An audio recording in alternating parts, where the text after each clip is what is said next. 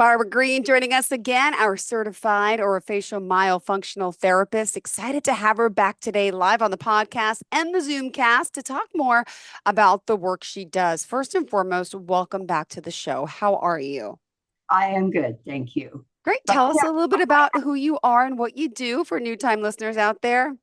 Well, a myofunctional therapist retrains the muscles of the mouth and face and works with how a person eats and drinks, how they sleep, how they have good head, neck, body posture, how they breathe, because we're supposed to breathe with our nose, not our mouth. And also retrain the tongue position. The tongue should always be against the top of the mouth and on the spot, we call it, which is right behind the upper front teeth, about that far, and then totally across the palate, including part of the back of the tongue. Okay. So most people sit with their tongue who have a tongue thrust with a tongue in the bottom of their mouth. And so that is totally incorrect. And by the way, when your tongue is in the bottom of your mouth and not swallowing, most people don't realize we swallow twice a minute when we're awake. Now it's getting me nervous. I keep swallowing. Oh my gosh. And once a minute when we're asleep. Interesting. Every time we swallow, there's approximately 15 to 8 pounds of pressure that pushes against the top of the mouth. And that push actually releases endorphins. Really? So when you're swallowing correctly, you actually feel better because those endorphins are feel-good type endorphins. So people with a tongue thrust aren't getting that constant massage of the top of the mouth and the release of those endorphins. So a lot of people that I see have major allergy issues. They have TMJ, TMD issues of the jaw joint and facial pain, which then usually includes neck pain and back pain. They also have a lot of sleep problems. And that's what I was going to talk about today, is the type of person that I see almost always have sleep apnea. So as a child, they often are not labeled as sleep apnea. They're restless sleepers. They just don't stay still at night. So they're tossing, they're turning. They often have extended head position just to get more air. And they should be sleeping totally quietly on their back. Mouth closed. Breathe their nose. And that should be their sleeping position. But people with a tongue thrust generally don't sleep that way. But even if they don't sleep that way, they're either on their stomach or on their sides. So putting abnormal pressures on the body. And those abnormal pressures are going to end up with problems. So if you're always sleeping on your left side, then the left side of your face actually can look different than the right side of your face. Your eyes might not totally. Interesting. Yeah. One side of your face could be flatter than the other. And so the whole body is actually in a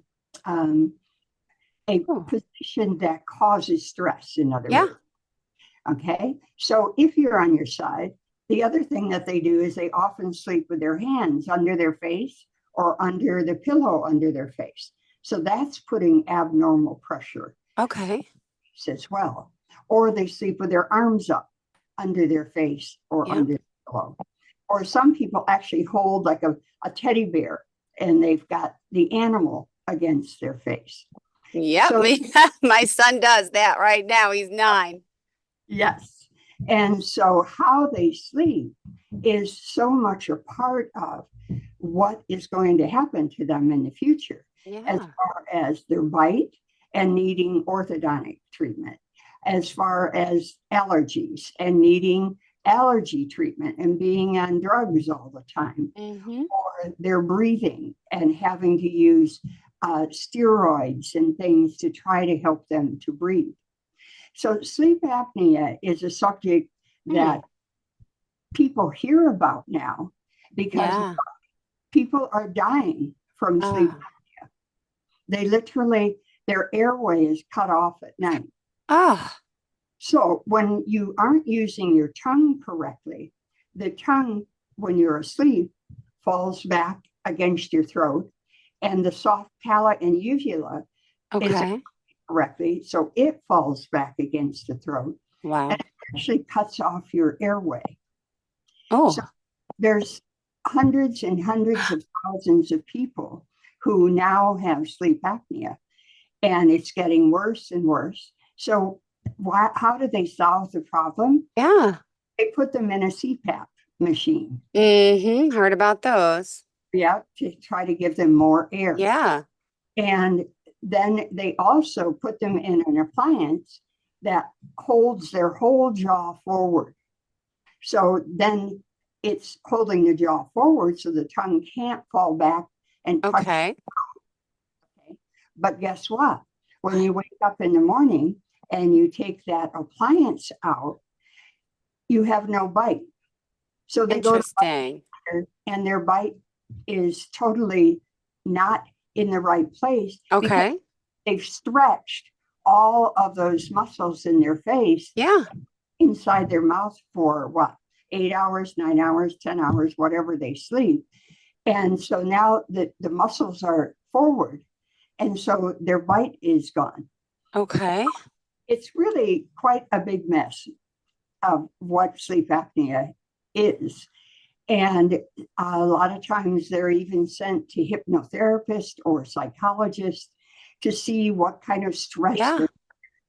But very few people actually are diagnosed correctly and are sent to a myofunctional therapist to retrain the muscles of Interesting. their mouth and face.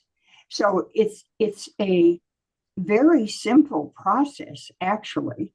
It does take work. That's one thing that some people object to. For about a 4 or 5 month period, you need to do exercises twice a day. And those exercises are very specific and they change each week Okay.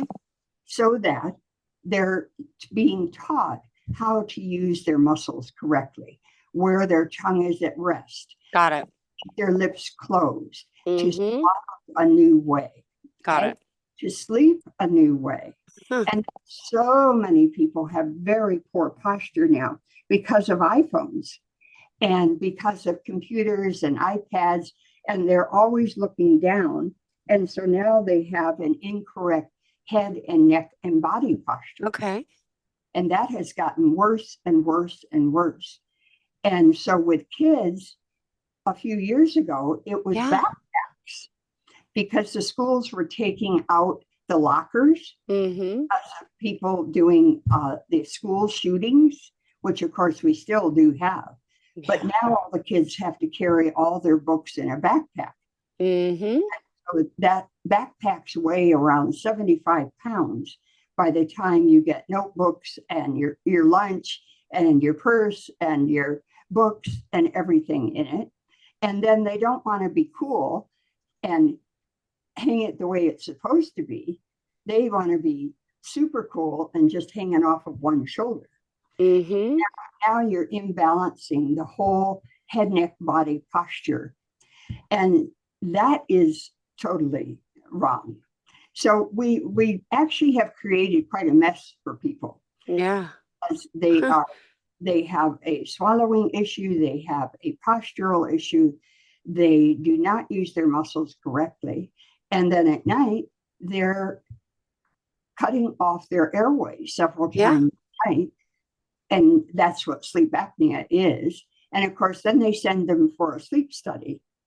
And the sleep study verifies how many times a night they actually stop breathing, Okay. how many times a night they have what they call an apneic episode, where all of this is happening worse. And then they get a score. So they're either mild or moderate or severe. And of course, if you're severe, it's rather life threatening. But again, the sad news is that most people are not sent for Mm-hmm. myofunctional therapy. And they could get rid of, they don't necessarily get rid of their sleep apnea, depending on how severe they are. Now, we have children that we see that they do, they get rid of their sleeping issues, and the mothers can't even believe it. In fact, one of my mothers went in with a flashlight and a mirror and held it under her child's nose because he was a thrasher and he was sleeping there with his hands on his chest, look, Wow. looking up with his head in the right position and his body in the right position. Mm-hmm. Thought he was dead. Unbelievable. Oh my goodness. Yes. So it does drastically change things. Yeah. So if they're sleeping correctly and then they're using their muscles correctly during the daytime, then they have an opportunity to reverse that whole cycle, which is what we try to do. And in a child, many times you can get rid of all of their symptoms. Even their allergies often go away. That's not what our job is to Yeah, yeah. see happen frequently. So our job is to get their mouth Of closed, course. their tongue in the top of their mouth, swallowing correctly, sleeping correctly, Uh-huh. eating and drinking correctly, and then having good head, neck, body posture. And then we work on getting rid of habits. Like nobody should be leaning on their face. See what that does to my face? It Mm-hmm. lips, it changes my cheek, it changes my Ah, eye. So, you know, leaning is a no-no. And how many people do you see leaning? A yeah. lot of people Yeah. lean, okay? And then nail biting or thumb or finger sucking or biting their lips or biting their cheeks inside. Or some people actually bite or chew on their tongue. And then we have the people who uh, have long hair and they're always putting their hair across their mouth or in their mouth and sucking Mm-hmm. on their hair, or they sit and twirl their hair. So their head is always off to the side and they're sitting and twirling their hair all the time. Mm-hmm. Have the gum chewers, which is all one sided. So gum chewing is a very bad habit because it's all one sided. Then we have the people who bite on pens or pencils. Mm-hmm. I have a short necklace, so I can't put it in my mouth. But if you have a longer necklace, they sit and chew or suck on their necklace or their collars or cuffs. You see people Mm-hmm. front of their shirts in their mouth and chew on their shirts or suck on their shirts. So any habits like that are, oh, and their tongue forward when they're concentrating. So you even see people like this and or between their teeth. Oh, wow. Okay. But that's how they hold their tongue when they concentrate. When we concentrate, our tongue should just push up against the top of our mouth. Got it. Okay. Wow, you So make me think. I keep like moving as I'm talking to you. I never realize all the stuff, my tongue, my mouth, the pressure, everything that's going on. I'm just like, that's, it's very well, and that's why it takes a few months to get rid of all of yeah. those. And you can't necessarily habits you can stop, but all the other things have to be retrained. The Okay. way you swallow, the way you hold your tongue, and how you eat and drink and things. So by retraining the muscles, it takes a while. And it's what we call a sequential program, where every week we're changing their exercises and building on how everything should function and Mm-hmm. how it is when it's normal. So as a layperson, which you're Yeah. a layperson, what questions might you have Mm-hmm. about apnea? You're right. Do you have any questions? Well, it's funny you mentioned the whole CPAP machine, right? I had a friend who had to rely on that, and it was horrific. And she was always waking up. It always upset her. It didn't help her. Let me Mhm. just ask you about do you recommend those, needing to have that surgery to help it, or does that cause more? problems with our air, the It, area here. it Yeah. can. But see, they're not solving the original problem.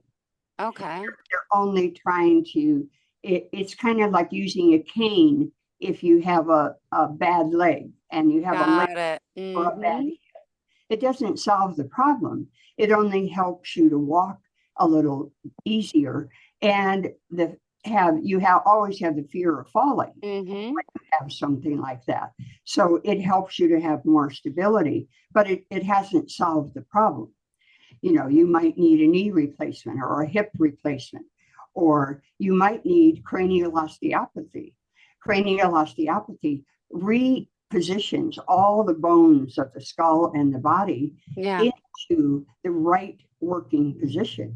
And so many people have never even heard of a cranial osteopath. Mm-hmm. But No. I did, and one saved my life. I literally was in pain 24 hours a day on, Oh, on heavy drugs for TMJ problems. oh, My third visit with the cranial osteopath, yeah.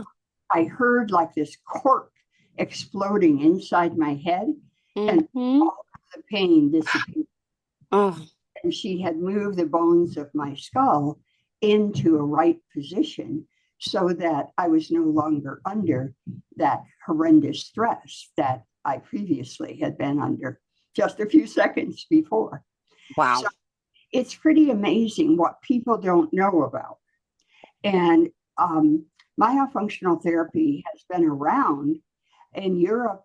It actually started in the 1400s. They were looking for how to solve the problem of this tongue Okay. moving teeth all the time. Wow. Then in the late 1800s, Yeah. more of Europe got into the program of myofunctional therapy. And then in this country, around 1920, uh, that's when Alfred Rogers, an orthodontist, said that muscles are just as important as Okay. moving the teeth. Yeah. So the muscles are working incorrectly, they're negatively moving the teeth. And when the muscles are working correctly, it helps to solve the problem of Interesting. the bite. So people can find a myofunctional therapist usually doing a search online. Yeah. Some people call themselves ORO facial therapist. Some people call themselves myofunctional therapist, Mm-hmm. call themselves oral, ORAL, myofunctional therapist. So a key word to put in is just tongue thrust, Got because it. that's kind of the whole problem is you have to solve the problem of Yep. how your tongue is working. So that's a key word to put in to And by the way, what is your website? How do we reach you? www.tonguethrust.com. Perfect. Good, good, good. Just making sure we got to remind everyone. Okay, great. I know. Well, my name is pretty well known, but tongue thrust is what is the important thing to know about. And so it is a way for people to, I have a lot on my website of education and pictures and things. You know how we showed pictures the last Hmm. 2 weeks. And I have all of that type of thing on my website. And there's organizations that you can contact also. The AAMS is an organization that has a directory. So you can look up your state or your city. The IAOM has a directory, so you can look up people. So there are different ways that you can search for things. The insanity in my mind is that orthodontists are not taught this, dentists are not taught this, medical doctors are not taught this, or pediatricians are not taught this. And who would be the key person in this whole episode? Hmm. Pediatrician. You So know, true. uh, the whole thing with babies is the tongue tie. Hmm. Have a tight lingual frenum, Got it. they can't nurse correctly. So Wow. that's generally where it all starts, Got it. or the fact that they're learning to breathe with their mouth open. So many people, it has been with them ever since they were born, because they didn't take care of correcting that tongue tie. And then the babies learn to use their tongue down and forward, and started the whole process of the need to be retrained. Mm-hmm. It's been around, but it is still, and it's now because of sleep apnea. Myofunctional therapy is much better known. Yeah. They're finally, some people are realizing that it's the one thing that is the answer to the problem. Sorry about that. Okay. I should have put the phone in the other room. So it is necessary for the population, for themselves, to do some searching and not just depend on a doctor to tell them what they need to do. So if you have any symptoms of sleep apnea, it's absolutely critical to have myofunctional therapy. And in my office, about 4 months later, you don't have those symptoms anymore. So it's an important process. Anyone who has severe sleep apnea, what I'm finding is a lot of adults are coming to me and they have a bite that's too small. And many of them have had orthodontics as a youth. Wow. And they pulled out 4 bicuspids. And by pulling out those 4 teeth, they literally sanctioned them to a future of problems. So if anybody is listening, do not ever have your bicuspid teeth removed. I don't even feel you. When you say bicuspid, hold on. Is that when you have 4 points on one tooth? No. Oh, no, okay. Those are molars. So, okay. I'm so confused because I was told as a kid I had bicuspids and it was extra points on my teeth. So you just could, you have your central, then the lateral, and then the pointed tooth, the cuspid. Okay. Right next to it, you have 2 teeth that match. Those are the bicuspids. Then you have the molars, and you should have 3 molars. The first molar, the 6-year molar. Got it. Okay. Wisdom tooth.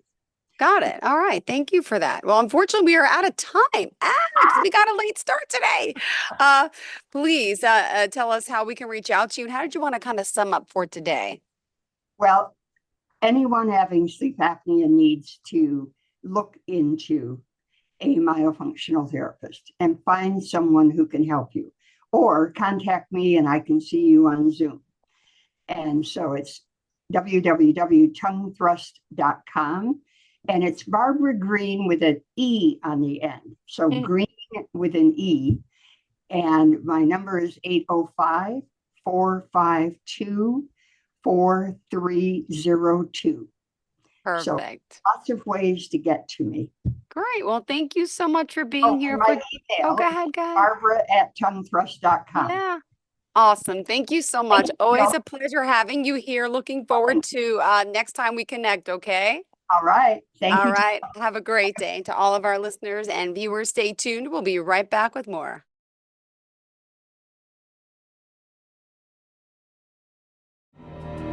For nearly 2,000 severely injured veterans, everyday life has become filled with barriers. Day-to-day simple tasks can become pretty daunting. I have to carry my chair up 2 flights of steps or have somebody do it for me. What scares me the most is just the falling. When I'm struggling with my house, I think, to have that one great barrier just knocked down, it's crucial.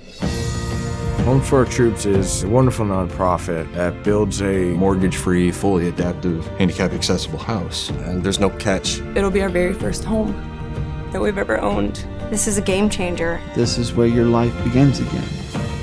We need you to join us in completing this important mission. Please visit hfotusa.org and help build homes and rebuild lives. Because of you, everything's going to be okay.